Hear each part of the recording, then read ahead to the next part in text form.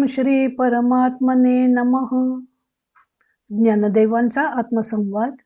प्रकरण 3. वाचा ऋण परिहार. वाणीच्या निरासाने जीवत्वाचा त्याग. ओवी आहे 25वी. ज्ञान जेव्हा स्वतः नाहीसे होते तेव्हाच मोक्ष लाभतो असे स्पष्ट केल्यावर ज्ञानदेव पुढे म्हणतात, म्हणून पराधिका वाचा तो शृंगारू चौ अंगांचा, एवं अविद्या जीवाचा जीवत्व त्यागी. अंगांचा म्हणजे देहांचा. ज्याप्रमाणे पराधी 4 वाणी अविद्येच्या अशा 4 देहांचा शृंगार आहेत, त्याचप्रमाणे अविद्या ही जीवाचा शृंगार आहे आणि अविद्येचा त्याग घडून येताच जीवत्वाचाही त्याग घडतो.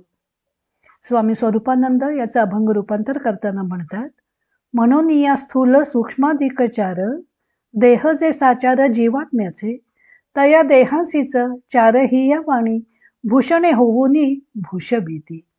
आणि जीवे केला जीवत्वाचा त्याग, तरीही संसर्ग पुरे यांचा.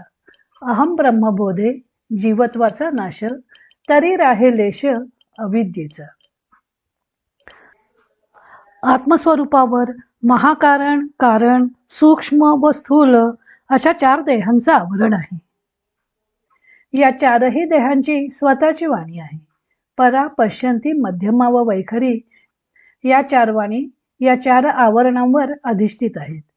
कारण देहाची परावाणी आहे, महाकारण देहाची पश्यंती वाणी आहे, सूक्ष्म देहाची मध्यमा ही वाणी आहे, तर स्थूल देहाची वैखरी ही वाणी आहे.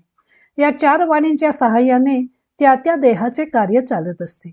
या 4 आवरणांसहित या 4ही वाचामुळे जीवत्व ही कल्पना साकार होते. सारे ज्ञान हे वाणीरूप असल्यामुळं 4ही शरीरांमध्ये ज्ञान हे पराधी वाणींच्या सहाय्याने नांदते. म्हणून ज्ञानदेव या 4 वाणींना 4 देहांचा शृंगार असं म्हणतात.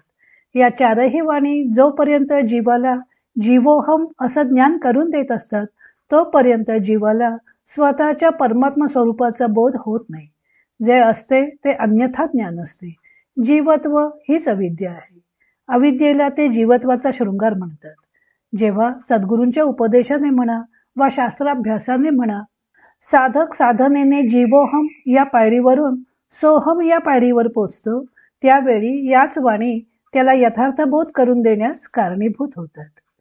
या वाणी जसा अन्यथा बोध देऊन जीवत्व साकारतात, त्याप्रमाणेच त्या यथार्थबोध देऊन जीवत्वाची कल्पना नष्टही करतात.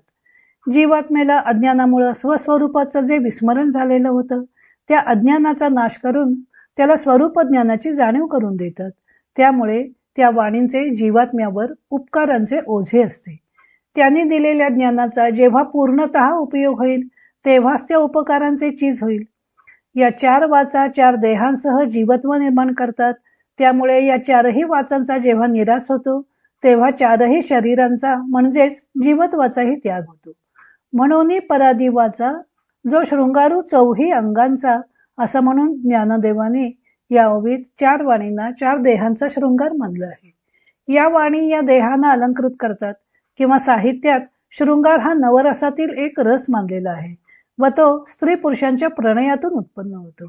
त्यामुळे या ओवीत ज्ञानदेवाने 4 देह व त्यांच्या 4 वाणी यावर पती पत्नीचे रूपक केलं आहे असंही म्हणता येतं. मी देह आहे असं वाटणं हे अज्ञान झालं. मी देह नसून परमात्मा स्वरूप आहे असं वाटणं हे ज्ञान झालं. आता ज्ञान आणि अज्ञान हे शब्द परस्पर सापेक्ष आहेत. अज्ञान आहे म्हणून ज्ञान आहे. मग अज्ञान नष्ट झाल्यावर ज्ञान पण नष्ट होऊन काही नाही पण अशी स्थिती प्राप्त झाली तरच स्वबोध सुधीनं उगवला असं म्हणता येईल. कारण ज्ञान हे अज्ञानाच्या टेकूवर उभारलेलं असतं. तो अज्ञानाचा आधारच नाहीसा झाला की ज्ञान पण नाहीसे व्हायला हवे. तेव्हाच प्रमेयांची परिसरून ते प्रमेय आविष्कृत होईल.